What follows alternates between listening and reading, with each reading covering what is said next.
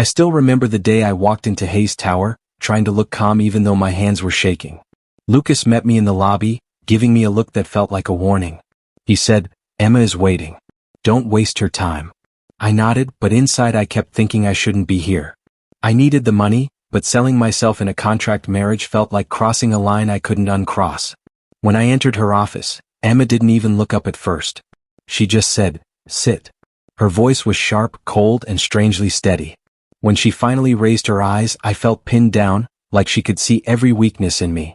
"You read the terms?" she asked. I said yes, even though my stomach twisted. She pushed the papers toward me. "If you sign, you follow every rule. No drama. No emotions." Hearing that made me wonder what kind of life she lived. I tried to joke to hide my fear. "You make it sound like a prison sentence." Emma didn't smile. Instead she said, "It's a business deal. Nothing more." Lucas stood near the door, arms folded, watching me like I was already failing some test. I asked her why she chose me. She replied, "Because you're desperate enough to agree and smart enough to stay quiet." Her words cut, but they were true. I hated how easily she could read me. When she handed me the pen, our fingers brushed for a second. It shouldn't have meant anything, but it did. Something inside me shifted, like a locked door cracking open. Emma noticed too. Her breath hitched before she hid it behind her usual cold face. "Sign," she said quietly. I stared at the blank line, thinking about everything I was giving up. Freedom, dignity, maybe even my heart. But I needed the money and I needed a chance to survive. Just before I signed, I asked, "Why me, Emma? Out of everyone you could have chosen." She looked annoyed at first, then strangely tired. "Because you don't want anything from me," she said. "And that makes you safe." I didn't understand it then, but her voice cracked just a little. Lucas tried to cut in, saying we should stay professional, but Emma silenced him with a look. I whispered, "This is crazy." She answered, "That's why it will work. Now sign it." So I signed, feeling like I was stepping into a storm I didn't understand. The pen felt heavy, like it carried every mistake I had ever made. When I slid the contract back to her, Emma stared at my name for a long moment. "It's done," she whispered. I said, "Guess we're married now." She didn't smile, but her eyes softened for just a heartbeat. Lucas opened the door and said he would prepare the next steps, but I barely heard him. All I could think was that my life had just changed forever. I felt both terrified and hopeful inside. When we entered the gala hall, Emma whispered, "Remember the rules." I told her I did, but my voice shook a little. She narrowed her eyes and said, "Then smile. You look like you're at a funeral." I forced a smile even though my chest felt tight. Crowds always made me uneasy, but pretending to be her husband made it worse. A group of investors approached us and Emma slipped her hand into mine. "Play along," she murmured. I said, "I am," but she squeezed my fingers as if warning me. One investor joked, "You two look perfect," and Emma replied smoothly, "We try." I could feel her hand trembling, even though her voice stayed cold. I leaned closer and whispered, "Are you nervous?" She whispered back, "Just don't mess this up." When the photographers called us over, she sighed. "Stay close," she ordered. I nodded and we stepped under the bright lights. A photographer said, "Hold each other. Look natural." Emma muttered, "Natural is not our strong point." I answered, "Then let's fake it." She gave me a sharp look, then placed her hand on my chest. "Closer," the photographer insisted. Emma let out a quiet breath and pulled me in. Her face was inches from mine. I whispered, "You okay?" She didn't answer. Instead, she grabbed my collar, leaned in, and kissed me. It wasn't quick. It wasn't light. It wasn't in the contract. Her lips stayed on mine longer than any camera needed. My heart jumped so hard I forgot to breathe. When she finally pulled away, her eyes looked different, softer, almost scared. I whispered, "Emma, what was that?" She stepped back and said, "Nothing. Stay focused." I could barely hear anything after that. The kiss kept echoing through me like a shockwave. Warmth, hope, danger, all tangled together. I felt like I'd stepped onto a path I wasn't supposed to take. As we moved through the crowd, I tried talking to her. "That kiss." She cut me off. "Don't overthink it." "It felt real," I said. She answered, "It was for the cameras. Don't read into it." I wanted to push, but Lucas appeared beside us. "Everything all right?" he asked. Emma replied, "Yes. He's learning." I hated how she said it, like I was a problem she needed to control. On the ride home, silence filled the car. I asked, "Did I do something wrong?" Emma stared out the window and said, "You did fine. Forget tonight." Her voice was firm, but I saw her fingers shaking again. I whispered, "I can't forget it." She didn't reply. She just kept staring at the city lights like they were safer than looking at me. When we got home, she walked to her room without turning back. "Good night," she said, cold again. I stood in the hallway, feeling stupid for expecting anything more. That kiss kept replaying in my head. Her warmth, her breath, the way she held me like she meant it. I kept telling myself she could never love someone like me. But the truth was simple. I was already falling, and one kiss had pushed me over the edge. I first noticed it during breakfast when Emma glanced at me and quickly looked away. I asked, "Did I spill something?" She said, "No. Eat fast. We have meetings." Her voice sounded normal, but something soft hid under the edge. Later in the car, she whispered, "Don't fall asleep. We need to talk strategy." I asked what strategy, and she muttered, "Just stay close today." It surprised me because she never asked me to stay close. At the office, Lucas pulled me aside. "Don't get involved with her feelings," he warned. I laughed and said, "What feelings?" He sighed. "You're noticing things. That's already too much." I told him he was reading too far into it, but he shook his head and said, "You don't know how she gets when she lets people in." His tone made me uneasy. When we entered the conference room, a man walked toward us with a charming smile. "Emma," he said, "you still look terrifying before meetings." Emma tensed, and I felt her steps slightly behind me. I asked, "Who is this?" The man extended his hand. "Daniel Cole," he said. "Old friend. Old enemy. Depends on the day."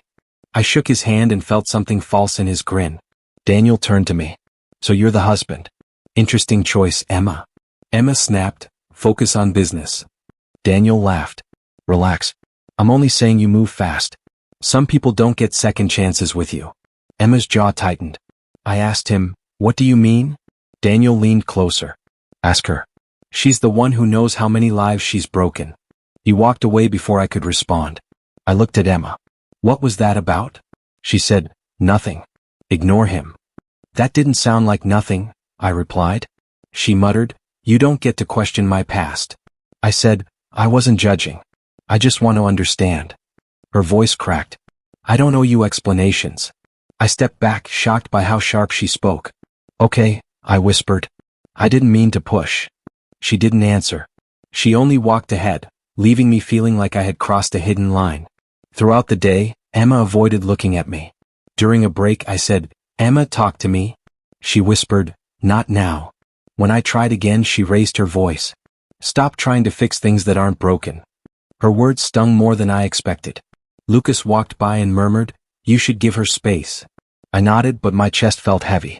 That night, I passed by her office and heard her voice trembling. "Why does he keep coming back?" she whispered to herself. Something in her tone broke me. I quietly stepped closer, but I didn't enter. I heard her sniff, then a soft cry she tried to hide. I whispered through the door, "Emma, are you okay?" She didn't respond. Maybe she didn't hear me. Maybe she didn't want to. I stood there for a long moment, fighting the urge to go inside. I wanted to help, but I knew she would push me away again. So I walked back to the hallway feeling helpless. That was the night I realized something important. Emma was breaking slowly, quietly, and I was starting to care far more than I should. I stepped quietly toward the half-open study door, thinking Emma was alone, until I heard Daniel whisper, "Does he suspect anything?" My heart stumbled. Emma answered, "He never sees what's right in front of him." The words hit me so hard I forgot how to breathe. I leaned closer, gripping the wall as if it could keep me from falling apart. Daniel said, "You've got everything you wanted.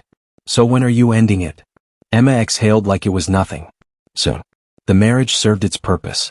It was just business. Her tone was cold, practiced, almost bored.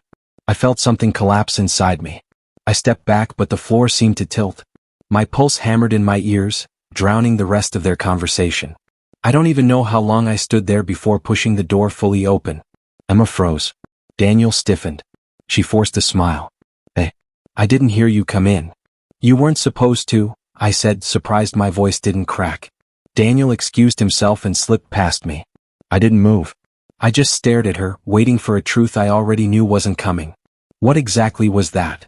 I asked. She crossed her arms. "What are you talking about?" "I heard you. All of it. Just business? Ending it soon?" She didn't blink. "You misunderstood." I laughed, one sharp, broken sound. "So now I'm imagining your voice?" You're overreacting, she said. You always do. Her calmness was unreal. Tell me the truth, Emma? She tilted her head. Fine.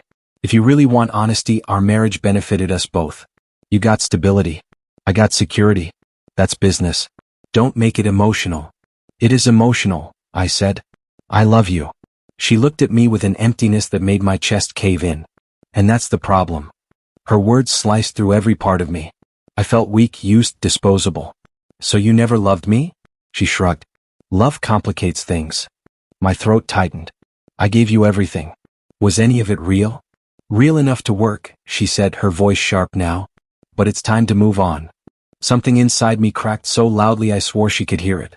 I felt like I was watching my own life crumble from the outside, powerless to stop it. I grabbed the edge of the desk just to stay upright. Say you didn't use me, I whispered. She didn't answer. She didn't need to. For a moment, I hoped she would reach for me, apologize, show even a flicker of the woman I thought she was.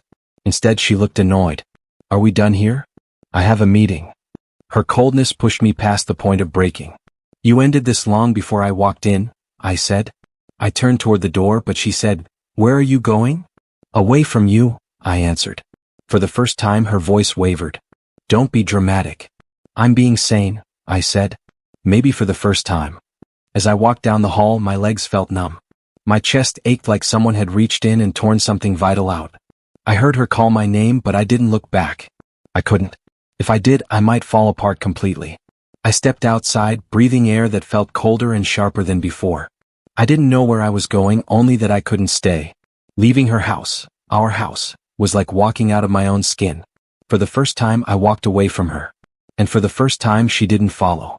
I kept walking, hurting, unsure, but determined not to return. I pulled away from Emma without planning it. It started with shorter answers, quieter mornings, and the way I avoided her eyes. Every time she looked at me, my chest tightened like someone pressing a fist against my ribs. When she finally snapped, Why are you acting strange?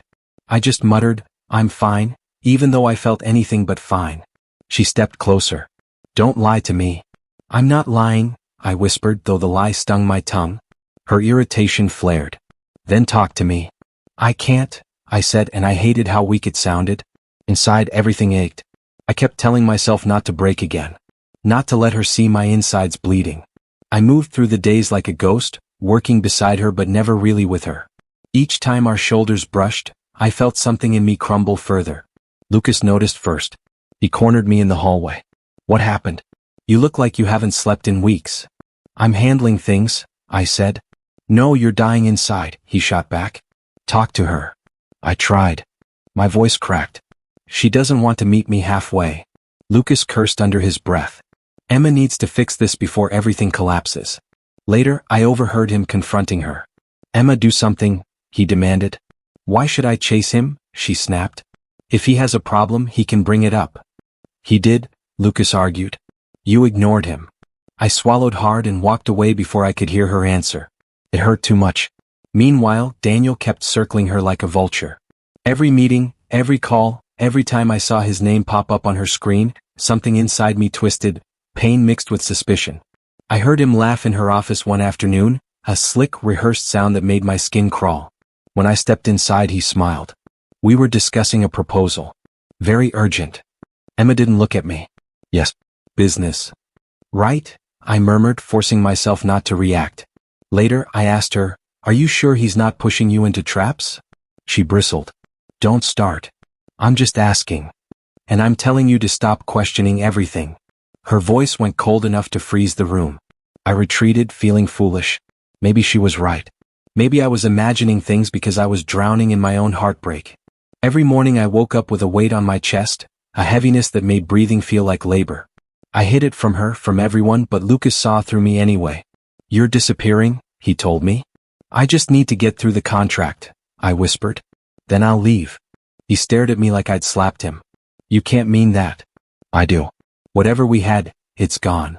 That night, Emma approached me. Are you really avoiding me? She asked quietly. I kept my gaze on the floor. I'm trying to survive. What does that mean? It means I'm tired of hurting. She didn't respond. Just breathed sharply, like my words offended her more than they reached her. Daniel messaged her again right then. I saw her flinch. She turned away before I could read her expression. Something darker was happening, I felt it, but my pain kept blinding me. Every time I tried to piece things together, my chest tightened until thinking became impossible. So I told myself the simplest truth. Just survive. Survive the contract. Leave before she breaks me again. Still, even as I repeated those promises, a quieter voice inside me begged for clarity, for honesty, for something real from her, but I buried it to keep breathing that I wasn't supposed to hear anything, but the hallway was quiet and Lucas's voice carried. Emma, you can't keep him in the dark. Emma's tone was low, sharp. I had no choice. You think I wanted this? Then tell him. Lucas snapped. I can't, she hissed. He'd hate me. He can't know about Daniel. Not yet. My stomach twisted. I pressed against the wall, heart hammering. Hate her? Why would I ever hate her? My mind raced, trying to catch every word. Lucas said, you're protecting him too much. That's hurting him worse. Emma's voice broke for a second. I did it to keep him safe. That's all that matters. I stumbled back, reeling. Safe? All this time, I believed she used me, planned to leave me. Instead, she had kept secrets to shield me. I felt my knees weaken. Pain, guilt, and relief collided in a mess I couldn't untangle. Later I tried to breathe. I replayed everything, the meetings, the lies, the cold words. I realized my anger had been misdirected. It wasn't her fault. I had misjudged her completely. I whispered to myself, I was an idiot. I almost destroyed us. I avoided her the rest of the day. Every time she came near, I turned my head. I couldn't look her in the eyes yet. Not until I sorted out the storm inside me. She found me in the library, gently asking, Are you avoiding me? I'm busy, I said, keeping my gaze on the papers in front of me. Emma's voice softened. I need to explain. Please listen to me. I swallowed hard. Not now. My voice sounded foreign even to me. But it's important. I know. I just need time. My hands shook slightly. I need to think before I can face the truth. She hesitated, then quietly said, I'm sorry for everything you thought I did wrong. I didn't respond. I couldn't. My chest was too heavy, my mind spinning with what I had misunderstood. I hated myself for believing the worst, for letting doubt poison my heart. That night, I paced my apartment, recalling the arguments I overheard. I felt fury at Daniel for manipulating her, and fury at myself for not trusting her. I whispered into the darkness. I almost lost her. I almost walked away for nothing. The next morning, she appeared at my door. Can we talk? I shook my head. I need a little more time. Her eyes filled with understanding but also with hurt.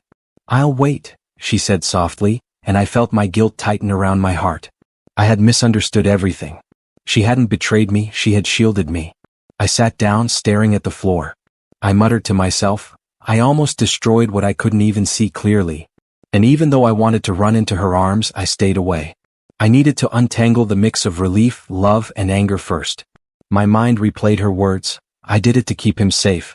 I whispered, almost to her, almost to myself, I won't let you carry this alone anymore.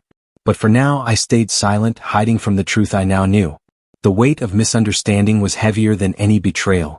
And I was left aching, alone, and desperate to make it right. I could feel the tension in the office the moment I walked in. Daniel's name was on every report, and Emma's jaw was tight as she sifted through papers. I tried speaking. Everything okay? She looked up, eyes flicking over me. Fine. Just busy. I didn't believe her. Her hands shook slightly as she signed documents. Busy? I repeated. You've been like this for days. Lucas appeared beside her desk.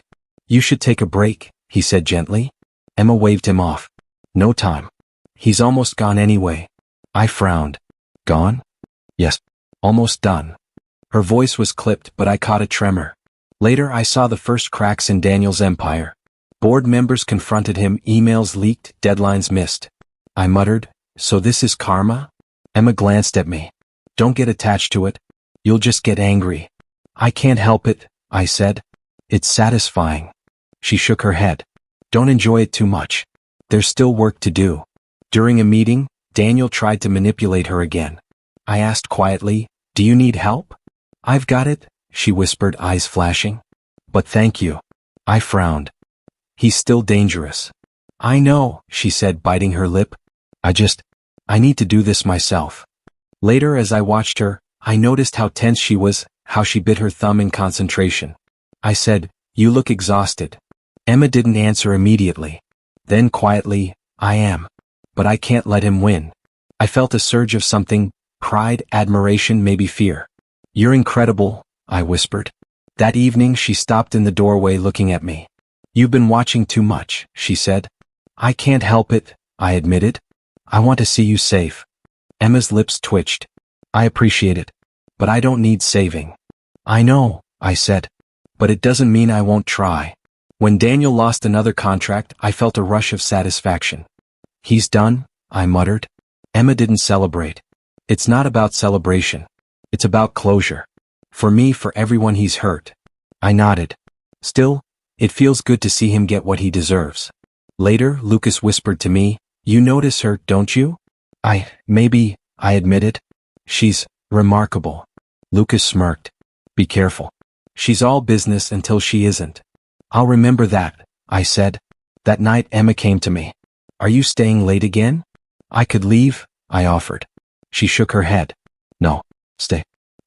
I want someone here who knows the truth, who's seen what's happening. I swallowed. I'll stay. Watching her work, I realized something had changed. She was growing stronger, sharper, while Daniel's influence crumbled.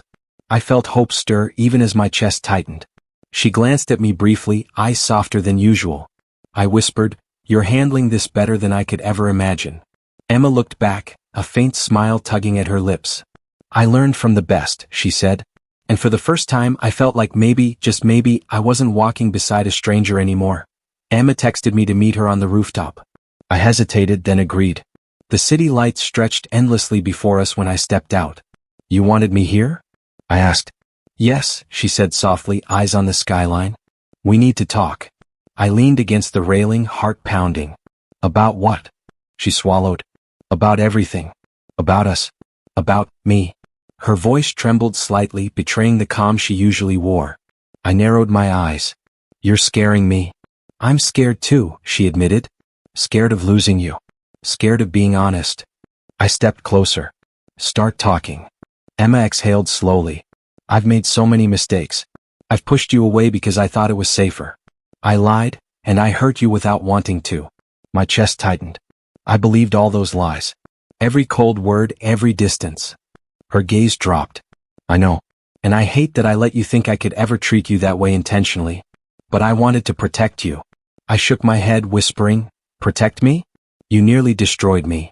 I know, she said. Her voice quivered. I wanted to shield you from Daniel, from the chaos, from everything I couldn't control. And in doing so, I lost myself, and maybe I almost lost you. The wind stirred and I felt the weight of her words. Why now? I asked. Because I can't hide it anymore, she admitted. I fell for you. I tried to stop it. I told myself it was just business, just convenience. But it's not. I love you. The words hit me like a punch to the chest. My knees went weak. I whispered, You love me? Yes, she said, tears glistening in her eyes. I never wanted to, but I did. And I can't unfeel it. I stepped back slightly, swallowing hard. Emma. I can't accept it yet. I'm still broken. I don't know how to trust. Her face fell. You don't? Her voice was almost a whisper. Please don't leave me. I froze. She had never begged before. Never shown that side of herself. Emma. I need time, I murmured. I can't. Her hand brushed mine, trembling. Oh, I can give you that. Just don't walk away. Please. I wanted to pull her close, tell her everything was okay, but the hurt and confusion in my chest made me step back. I need a moment to think. To understand. I'll wait, she whispered, though the pain in her eyes stabbed me. I'll wait as long as you need. The city lights flickered around us, but all I could see was her. Her honesty, her fear, her vulnerability. It shattered me and stirred something I hadn't dared to feel in weeks. I whispered into the wind, I don't know if I can. She touched my arm lightly. You can. I'll help you. Just don't leave me. I swallowed, torn in half between love and betrayal, between trust and pain. The rooftop was silent except for our breaths and the distant hum of the city. And for the first time, I realized nothing would ever be the same again. I stood in the bedroom staring at my packed bags. My hands shook, my chest tight. I whispered to myself, I have to do this. I need space. I need time. Emma appeared in the doorway, arms folded, trying to look composed. You're leaving? She asked quietly. I think I should, I admitted. I need to process everything. She nodded once, stiffly. I understand. I felt a pang seeing her try to act strong. Emma, you don't have to be perfect all the time, I said softly. I'm fine, she whispered. Her eyes flickered though. I saw the truth behind her mask. Really? She bit her lip. I can handle it. Lucas appeared, concern etched into his face. He's leaving? Yes, I muttered. Lucas shook his head. You know she barely eats or sleeps when she's stressed. You're tearing her apart. I know, I said, voice breaking.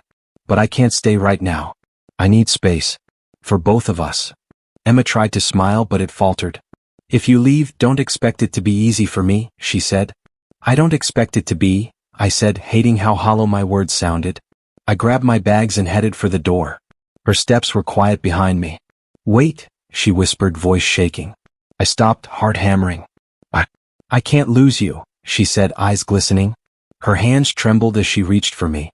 I swallowed hard, wanting to stay, wanting to tell her it would be okay. But I knew staying now would trap us in pain, confusion, and unspoken fears. Emma, I said softly, I have to go. This isn't forever. I just need time. Her lips quivered and she whispered again, please, don't leave. I have to, I said, my throat tight. It's the only way we can breathe, the only way we can come back stronger. She didn't scream. She didn't cry out loud. She just shook, standing there in silence, trembling. I felt my heart tear, bleeding in ways I didn't know were possible. I took a deep breath and stepped past her. I'll come back, I said, barely above a whisper. Emma's hand brushed mine so lightly, so fleeting, it could have been a ghost. Don't make it longer than it has to be, she whispered. I turned and walked down the hallway, my bags heavy, my chest heavier. The apartment felt empty, yet every corner screamed her name. I wanted to look back, to pull her into my arms, to stop time. But I didn't. The door clicked behind me. Silence filled the space she had left. My legs felt weak, but I kept walking. Every step a shard through my heart, every breath a fight. Outside, the city lights glimmered, indifferent to my pain. I whispered into the night, I'm leaving, but I'll survive. We'll survive. Even as the distance grew between us, I felt her presence lingering, like a ghost in my chest. I wanted to turn back, to give in, but I couldn't. Not yet. Walking away hurt more than anything I'd ever felt. My heart felt like it was bleeding, pouring out every hope, every fear, every ounce of love I had for her.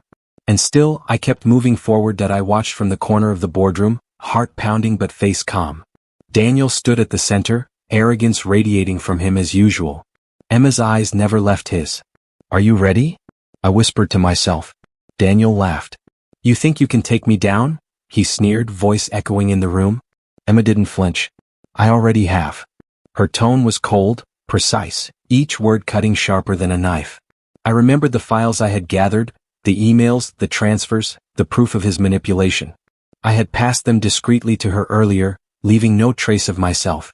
She didn't know it was me helping from the shadows. Daniel's smile faltered.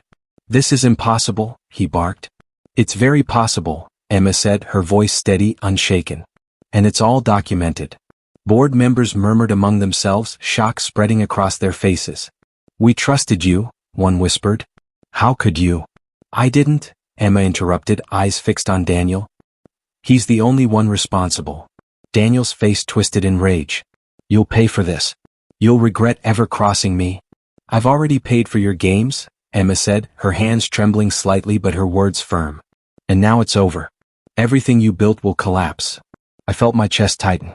Watching him squirm, knowing he was finally powerless, should have brought satisfaction. But instead I felt emptiness, a hollow ache. I whispered to myself, this is what you wanted, and it changes nothing for me. Emma's voice rose as she presented evidence to the board. He manipulated contracts, misled investors, and endangered the company. The documents prove everything. Board members gasped, some taking notes, others exchanging concerned glances. Daniel stammered, trying to defend himself.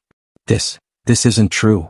I assure you it is, Emma said calmly, almost too calm. I watched him crumble, his reputation and power evaporating before everyone's eyes. The arrogance that once filled the room was gone, replaced by desperation and fear. He tried to lash out at Emma personally, pointing a finger and shouting, but she didn't flinch. She stood firm even as sweat dotted her forehead and her hands shook. I whispered under my breath. You can't touch her anymore. After the board voted to remove him, Daniel stormed out, red-faced and furious. Emma sank into her chair, exhausted but unbroken. I wanted to rush to her side, but I stayed silent, letting her victory be hers alone. Lucas glanced at me. She's incredible, he murmured. I know, I said softly, voice catching. But she's been through hell to get here. I felt a strange mixture of relief and sadness. Watching karma hit Daniel didn't feel like triumph. It felt like closure. I whispered, it should feel good, but all I feel is emptiness. Emma looked at me briefly, eyes tired but sharper than ever. I sensed her growth, the strength she had forged from pain and fear. Even standing beside her, I realized she didn't need me to fight her battles. I whispered into the quiet room, you've survived him. You'll survive anything. Her hand brushed the files on the desk, trembling slightly. We're not done yet, she said softly. I know, I replied. And I meant it. Watching her rise, I felt both awe and a pang of helplessness, knowing my love could only be silent for now. The boardroom was emptying, Daniel gone, and Emma stronger than ever. I stayed in the shadows, witnessing her triumph, feeling nothing but quiet emptiness, and a growing hope that she might finally be free. Emma appeared at my apartment without warning.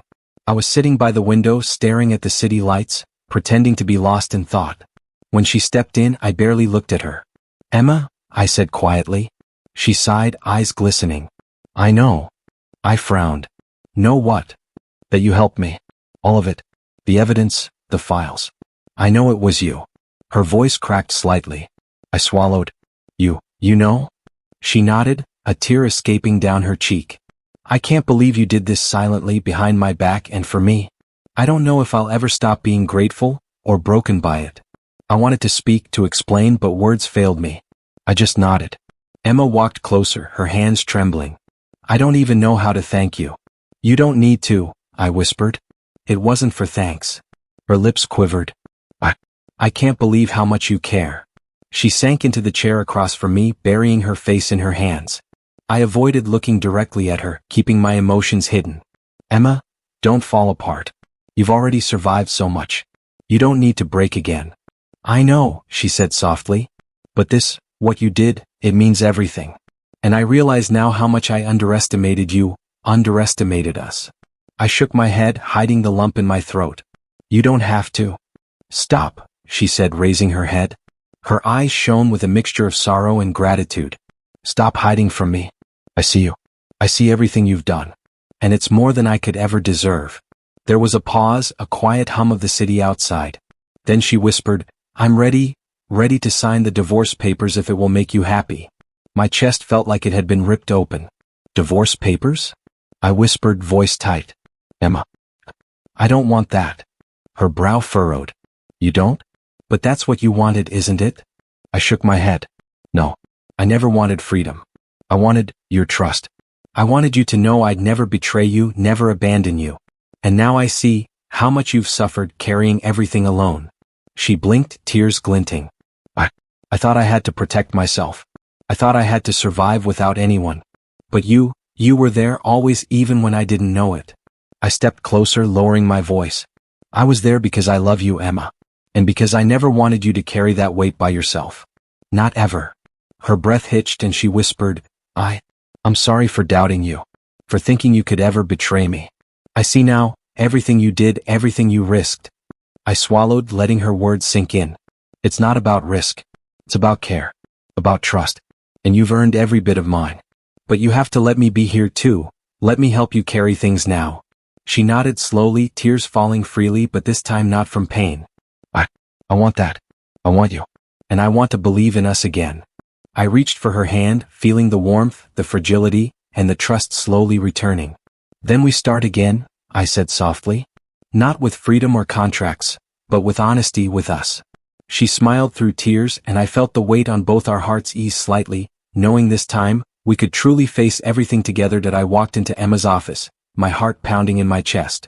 The city lights outside reflected in the glass, but my eyes were fixed on her. She sat behind the desk, swollen eyes staring at the divorce papers in front of her. Emma, I said softly. She looked up, a flicker of hope and fear in her gaze. You came. I had to, I said, stepping closer. I couldn't wait any longer. Her hands trembled as she pushed the papers toward me. I thought, maybe it was for the best. Maybe this is what you wanted. I shook my head, picking up the documents. No, this isn't what I want. I've been lying to myself, pretending I could walk away without admitting how I really feel. She blinked, lips quivering. What are you saying? I'm saying, I love you, I whispered. I've loved you from the moment you kissed me, from the first day we signed that contract. I tried to fight it, tried to tell myself it was temporary, but it's not. It's real. It's you. Her hands covered her face and a shudder ran through her. You do. Her voice was shaky, almost disbelieving. Yes, I said, my own voice tight with emotion. Every day I've been by your side, I realized I couldn't survive without you. I can't imagine a life without you in it. She dropped her hands and looked at me, tears spilling freely now. I thought I'd lost you forever. I thought your heart had moved on. I can't believe you feel the same. I stepped closer, gently taking her hands in mine. I never moved on. I never wanted freedom. I wanted you, your trust, your heart, everything. And now I'm ready to stop pretending. Her breath hitched. You mean, we can really? Yes, I whispered. No contracts, no games. I want to be with you as a real partner. As someone who will stand by your side for better or worse. She stood and threw herself into my arms, sobbing against my chest. Please, don't ever leave me, she whispered, shaking. I won't, I murmured, wrapping my arms around her tightly. I'm here and I'm staying. Always. Her tears soaked my shirt, but I didn't care. I held her as if letting go would break us both. Emma, I want to try again. Truly try, not as a contract, not as a game, but as us. She pulled back slightly, eyes shining through the tears. Do you really mean that? Every word, I said, brushing a strand of hair from her face. I've been blind to everything I felt because I was scared. But now I see clearly. I want you, only you, forever if you'll have me. Her lips trembled into a smile. I will. I never stopped loving you either. I pressed my forehead against hers. Then let's start again. No more walls, no more pretending. Just us. She nodded, hugging me tightly once more. I held her as if to never let go, finally feeling like all the pain, the misunderstandings, and the fear had led us to this one perfect moment. We started slowly, rebuilding what we had broken. Each day was a step forward, each evening a quiet truce. I held her hand more often now, feeling the warmth that had always been there but that I had never fully embraced. I'm sorry, she whispered one night, voice soft and trembling. For pushing you away, for making you doubt me.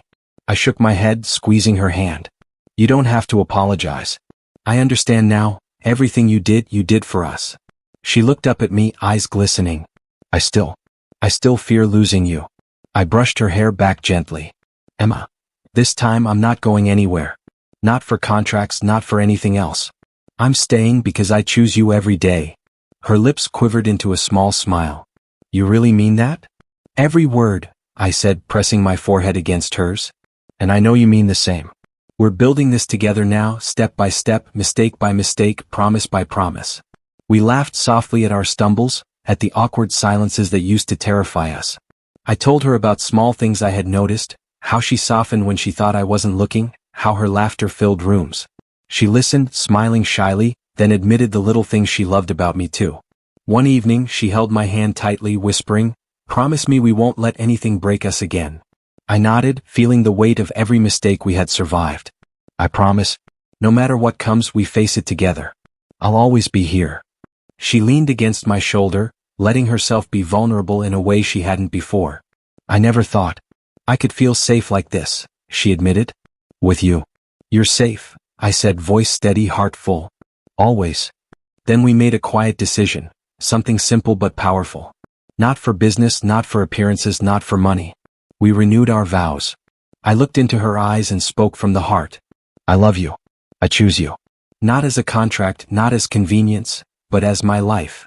She smiled through tears, her voice breaking. I love you too. I choose you. Always. We stood there for a long moment, hands entwined, hearts synced. No scripts, no facades, just us. And in that silence, I felt every hurt, every betrayal, every fear dissolve into something stronger. I whispered softly, "This is real now. Everything we've been through, it led us here.